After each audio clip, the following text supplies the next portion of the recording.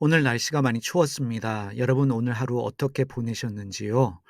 여러분 날씨는 춥지만 건강 잘 챙기시고요. 날마다 감사하시면서 주님의 은혜로 살아가는 날 되시기를 바랍니다. 퇴근길에서 만나는 예수님, 오늘은 함께 울어주시는 예수님이라는 제목 가지고 함께 말씀 나누겠습니다.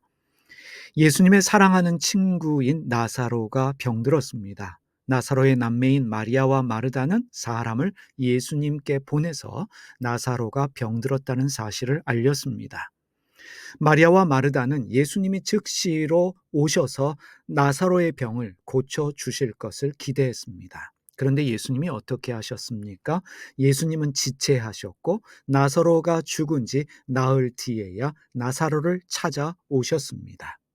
우리는 예수님이 왜 늦게 오셨는지 잘 알고 있습니다. 나사로가 죽은 후에 그것도 나흘 뒤에나 찾아오신 이유는 예수님께는 더 큰 계획이 있었기 때문입니다. 더 큰 그림이 있었습니다. 죽은 나사로를 살려주실 계획이 있었기 때문에 예수님은 늦게 오셨습니다.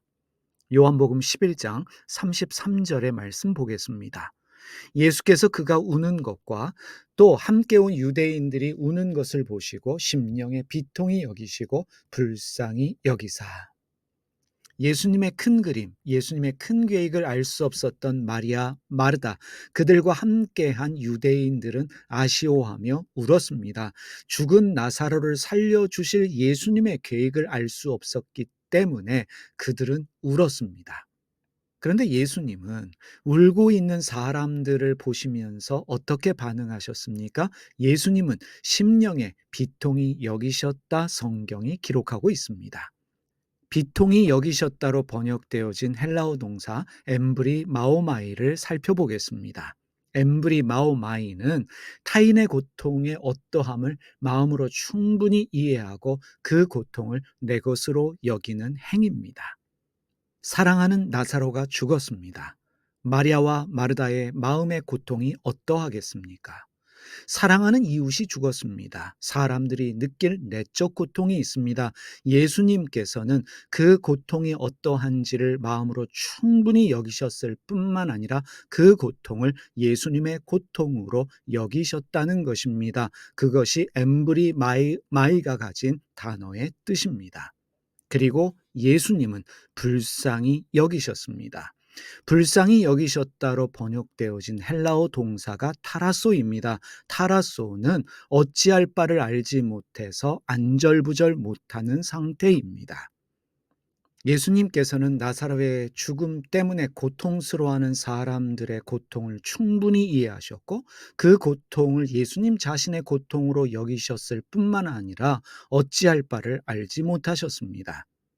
200주년 신약성서는 비통히 여기셨다, 불쌍히 여기셨다를 심령이 격앙하여 산란해지셨다라고 번역하고 있습니다. 예수님은 사랑하는 가족, 친구의 죽음을 슬퍼하며 괴로워하는 사람들의 고통을 충분히 마음으로 이해하셨고 함께 고통스러워 하시면서 마음의 심란함을 느끼셨던 것입니다. 그리고 결정적으로 예수님은 어떻게 하셨습니까? 우셨습니다. 요한복음 11장 35절을 보십시다. 예수께서 눈물을 흘리시더라. 사실 이 번역은 약한 번역입니다. 단 두 문장으로 되어진 구절입니다. 이렇게 번역할 수 있습니다. 예수께서 우셨다. 다시 말하면 예수님께서 통곡하셨다는 말씀입니다. 여러분, 예수님께서는 죽은 나사로를 살려 주실 것입니다. 그러하기 때문에 사람들은 울 필요가 없습니다. 예수님께서 우실 이유가 없습니다. 통곡하실 이유가 없습니다. 그럼에도 불구하고 예수님은 통곡하셨습니다. 우셨습니다. 왜 통곡하셨을까요? 왜 눈물을 흘리며 우셨을까요? 임마누엘의 하나님이시기 때문입니다.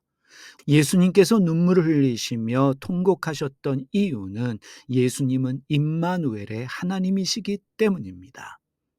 예수님은 우리와 함께 하십니다. 함께 고통을 겪으시며 함께 아파하시며 함께 울어주시는 그 하나님이 바로 임마누엘의 예수님이십니다. 예수님은 인간의 고통을 공감하십니다. 인간의 슬픔, 인간의 아픔, 인간의 고통 가운데 함께하고 계십니다. 우리가 살아가면서 얼마나 많은 힘든 일들을 겪습니까? 우리가 고통스러워할 때가 종종 있습니다. 울고 있을 때도 있지요. 그럴 때마다 예수님은 왜 믿음이 없냐고, 왜 기도하지 않냐고 야단치시는 것이 아니라, 질책하시는 것이 아니라 함께 아파하시면서 함께 고통의 마음을 느끼시며 우리와 함께 울어주고 계십니다.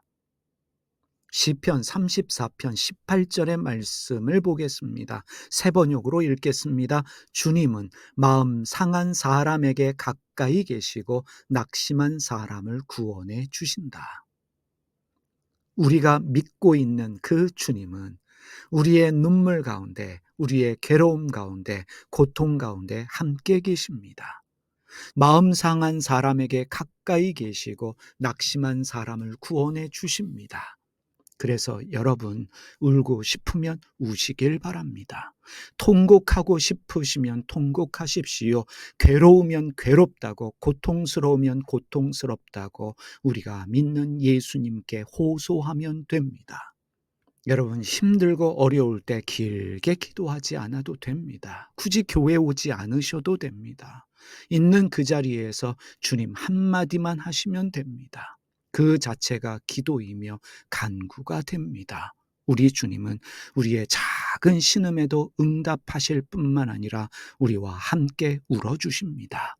우리가 겪는 아픔이, 슬픔이, 고통이 어떠한지 알고 계시기 때문에 함께 울어주실 뿐만 아니라 그 눈물을 닦아주시기 위해서 애쓰시는 그분이 우리의 예수님임을 기억하시기를 바랍니다. 기도하겠습니다.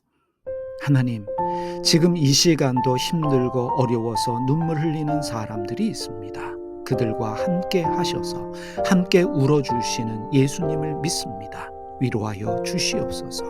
우리 눈에 눈물이 그칠 수 있도록 우리를 위해 일하여 주시며 우리에게 은혜를 베풀어 주시기를 기도드립니다. 하나님, 이런저런 어려움 때문에 고통당하는 사람들의 고통을 헤아려 주시는 주님, 그 고통이 멈출 수 있도록 저희를 도와주시옵소서. 슬픔의 날이 기쁨의 날이 될 수 있도록 저희를 도와주시옵소서. 오늘도 위로가 필요한 자들을 위로하여 주시고, 외로움 가운데, 고통 가운데 발버둥 치는 자들 가운데 함께 하시는 주님, 우리를 도와주시옵소서. 예수님의 이름으로 기도드립니다. 아멘. 하늘에 계신 우리 아버지가 어떤 분인지를 저희에게 보여주시옵소서. 세상을 바로잡아 주시고 아버지의 뜻이 하늘에서와 같이 땅에서도 이루어지게 하소서. 오늘 저희에게 일용할 양식을 주시고 저희에게 빚진 사람들의 빚을 탕감하여 준 것 같이 저희 빚을 탕감하여 주시옵소서. 저희를 유혹에 빠지지 않게 하시고 나쁜 일을 당하지 않게 하소서.